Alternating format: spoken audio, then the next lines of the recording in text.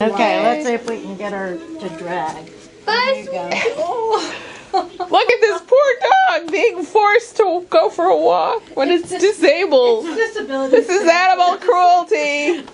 Call the animal cruelty people. Where are they when you need them? Where are those lobbyists? See, this is video recording. We're going to use this in the puppy mill testimony. I don't want to go to the Senate. Yes. I'll bring you some plant food water. Documentary evidence I think that's the funniest thing. of her cruelty to Gracie. Come on, drag him, drag him, drag him. This funny Drag his feet. There she is. How can this dog be helped? Yes. With advances in veterinary medicine, we can have help dogs like Gracie. It's the boneless chicken part.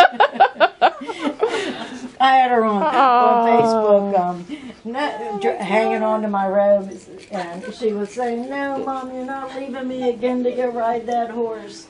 You're not leaving me. No, you crazy dog." You could do like a whole circus act if you wanted to. I think that's all my stomach hurts. She does. She sits up and she gives you 5. She's a real smart.